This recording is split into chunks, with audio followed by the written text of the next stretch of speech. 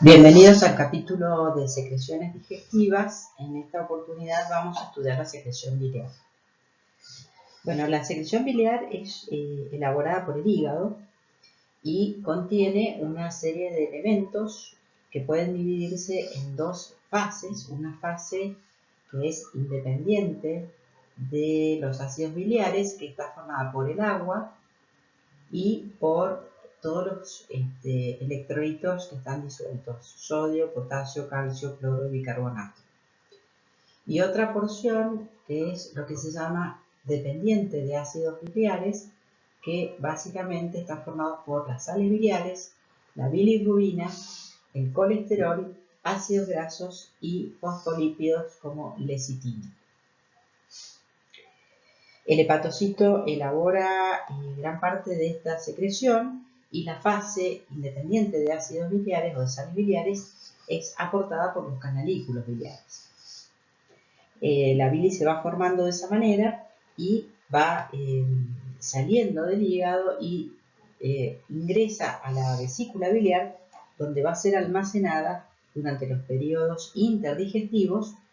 Ahí la vesícula biliar produce algunos cambios en la composición, sobre todo de agua y electrolitos. Básicamente concentra a la bilis, la concentra varias veces, entre 5 a 20 veces, disminuyendo su volumen, y luego durante el periodo digestivo va a ser vertida a la segunda porción del duodeno para cumplir su función.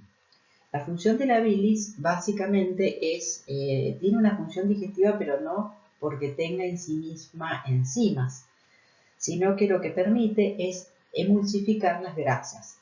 Las sales biliares son sustancias anfipáticas, es decir, que tienen un polo hidrofílico y un polo hidrofóbico, lo que le permite formar micelas, y cuando entran en contacto con sustancias grasas tienen la función de ser, generar la división de las gotas de grasa en muy pequeñitas gotas, y esto aumenta, produce la emulsificación de las grasas, lo que aumenta la superficie de contacto entre las grasas presentes en el quimo y las enzimas lipolíticas, que son aportadas más que nada por el páncreas. De esa manera son muy importantes para la digestión y absorción también de las grasas, porque también la emulsificación de las grasas favorece la absorción también por aumento de la superficie de contacto entre las grasas y las microvellosidades en donde van a ser absorbidas. Esto sucede en la segunda porción del duodeno, en donde se produce la emulsificación de las grasas, pero la absorción de las grasas, la digestión empieza ahí en el duodeno, pero la absorción va a ser básicamente en el ilion, es decir, en la última porción del intestino delgado.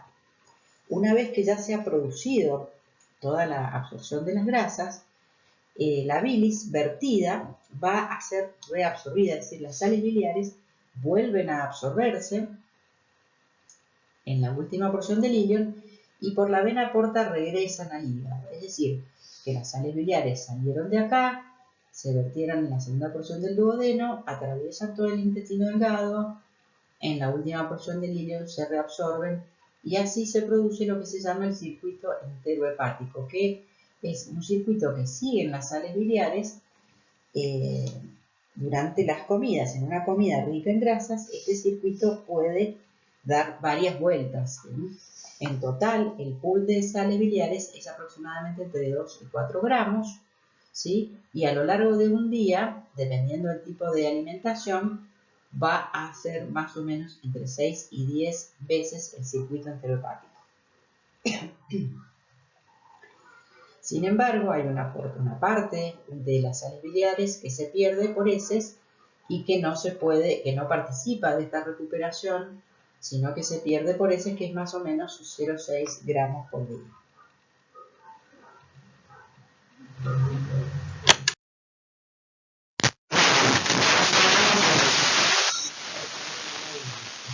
Por la fracción de la bilis dependiente de ácidos biliares, que es Vamos a empezar por la lecitina, que es un fosfolípido que se encuentra presente en la bilis, y la cantidad, la concentración de lecitina es importante porque es un elemento que permite la formación de las micelas, y la formación de las micelas es fundamental para que genere el efecto de emulsificación de las grasas, y también es fundamental porque permite retener el colesterol dentro de las micelas, el colesterol que sale del hepatocito, es decir, el colesterol que forma parte de la secreción biliar. Si no hay suficiente lecitina, no es contenido dentro de la micela y puede luego empezar a depositarse en forma de cálculos de colesterol. También tiene otros ácidos grasos, de esto no hay mayor cuestión para hablar, lo que dijimos del colesterol. El otro elemento importante de la fracción dependiente de sales biliares es la bilirrubina, que como ustedes saben es el principal metabolito de la degradación de la hemoglobina, es decir, de la degradación del grupo de la hemoporfirina, y el hepatocito la secreta hacia la bilis conjugada con ácido glucurónico. Una vez en el intestino, esta bilirrubina es atacada por bacterias y forma la enterobilina, que le da el color a las heces. Y por último nos vamos a encargar de estudiar bien, un poco más en detalle, las sales biliares. Las sales biliares en realidad provienen de los ácidos biliares que son sintetizados en el hígado y que tienen una estructura básicamente idéntica al colesterol, es decir, la base es el ciclopentano perhidrofenantreto. Hay ácidos biliares primarios, como el ácido cólico, que tiene 3 grupos oxidrilos, y el ácido quenodeoxicólico, que tiene 2 grupos oxidrilos. Los grupos oxidrilos son los que le dan hidrosolubilidad a estos ácidos biliares en conjunto con el grupo carboxílico, todos de carga negativa. Una vez que están así sintetizados estos ácidos biliares, salen, van a la vesícula biliar y luego se vuelcan en el duodeno. En el intestino, duodeno y todo el intestino delgado, son atacados por bacterias. Estas bacterias los dehidroxilan. Cuando les sacan los grupos oxidrilos, por supuesto, pierden un poco de hidrosolubilidad, solo les va a quedar el grupo carboxilo y se transforman en el cólico, en deoxicólico, y el quenodeoxicólico en litocólico. Es decir, pasan de primarios a secundarios, es decir, el deoxicólico y el litocólico serían secundarios y con menor hidrosolubilidad. El hígado además los puede secretar en forma conjugada con 2 aminoácidos que son glicina y taurina. Cuando están conjugados también tienen mayor hidrosolubilidad, es decir, son más hidrosolubles los ácidos biliares primarios y los conjugados. A su vez, se pueden unir y formar sales con sodio, potasio, etc. Entonces, por ejemplo, podemos tener una sal biliar que sea un glicocolato de sodio. ¿Qué quiere decir? Que es un ácido biliar primario que está conjugado con glicina y que forma una sal con sodio. O puedo tener el litotaurato de potasio, que sería un ácido biliar secundario conjugado con taurina y que forma una sal con potasio, por ejemplo. Bien.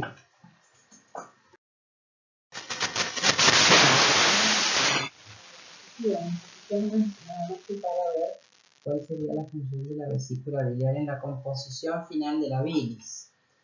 Fíjense que el agua disminuyó un poquito respecto de la cantidad que había originalmente.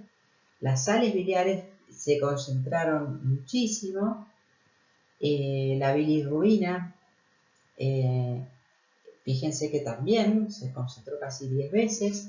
El colesterol también, hay una importante concentración de colesterol. Los ácidos grasos también se ven 10 veces concentrados en algunas oportunidades.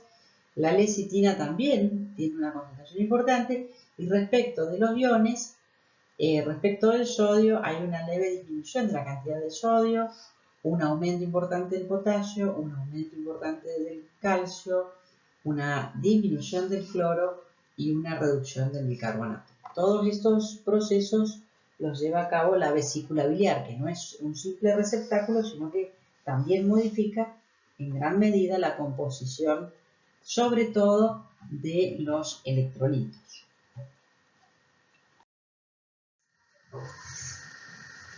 Bien, veamos cómo es que se produce el vaciamiento de la vesícula biliar.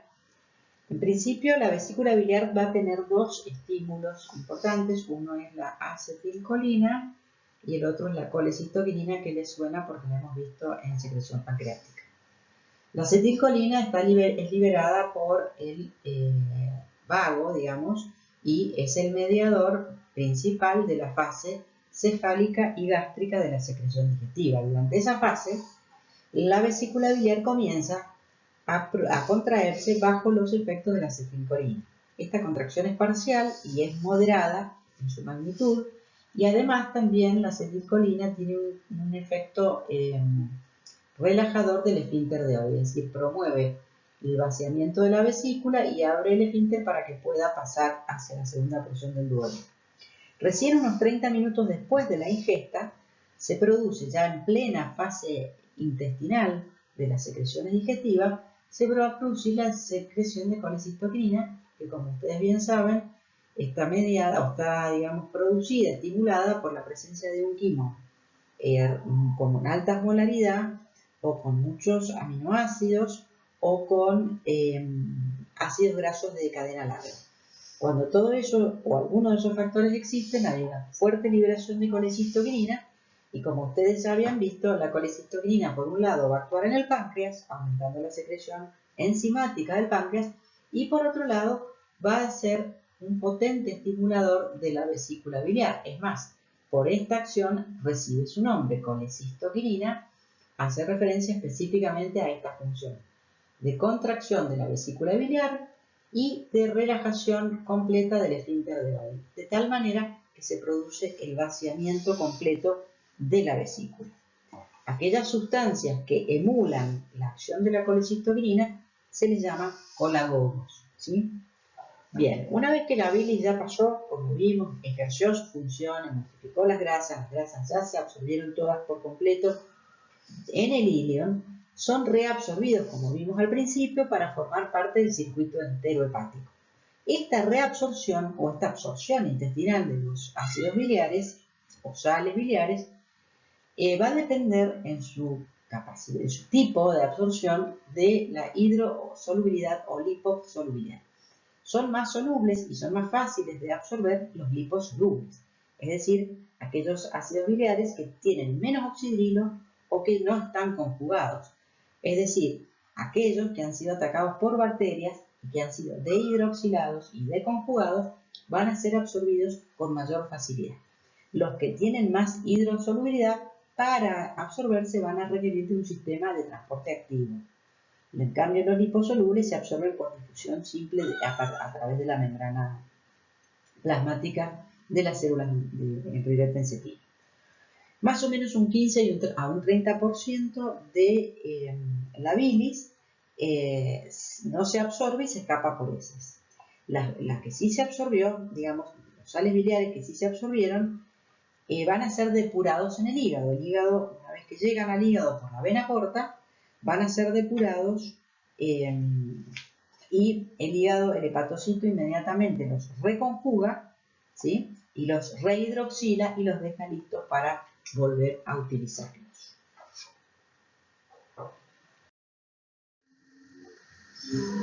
Bueno, por último, hablemos, resumiendo, la regulación de la secreción biliar. Habíamos visto que durante la fase cefálica y gástrica de las secreciones digestivas, la secreción biliar estaba estimulada, pero principalmente lo que está estimulado, la secreción se refiere a la salida de los ácidos biliares del hepatocito. Lo que realmente está principalmente estimulado en esta fase de la digestión es el vaciamiento de la vesícula biliar por intermedio de la acetilcolina. Recuerden que esta produce un aumento del tono de la vesícula y una relajación del esfínter de Oddi. Durante la fase intestinal es cuando se produce el vaciamiento completo de la vesícula biliar, promovido, digamos, por la colecistoquinina, que por eso lleva ese nombre, y que está generada esta colecistoquinina por la presencia de grasas y aminoácidos en el duodeno. También la colecistoquinina estimula la secreción biliar, ¿sí? Esta sí tiene un efecto más potente en el hepatocito, estimulando la secreción de los sales y ácidos biliares que se encuentran en el hepatocito. La secretina también tiene un efecto sobre la bilis. Recuerden que esta era producida por la presencia de ácido en el duodeno. ¿Y cuál es el efecto que tiene en la bilis? Promueve una bilis más rica en agua y sobre todo en bicarbonato. Lo mismo que hace en el páncreas. Y al igual que lo que hace en el páncreas, el efecto de la secretina sobre la cantidad de bicarbonato es potenciado por la colecistoquinina. Es decir, en presencia de colecistoquinina, la secretina es más efectiva para aumentar la cantidad de bicarbonato tanto en el páncreas como en la bilis. Y por último, en la fase digestiva, como último tema de la fase digestiva intestinal, es que la vena porta llega al hígado en esta fase llena de ácidos biliares y sales biliares que se absorben en el hígado. El aumento de la concentración de estos sales biliares es un estímulo en el hepatocito que favorecen la secreción de ácidos biliares pero que inhiben la síntesis de nuevos ácidos biliares.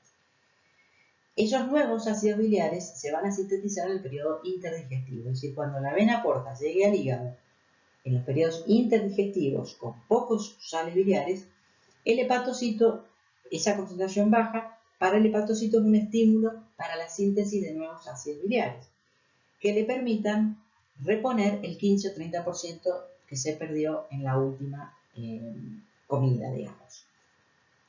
Por último, les dejo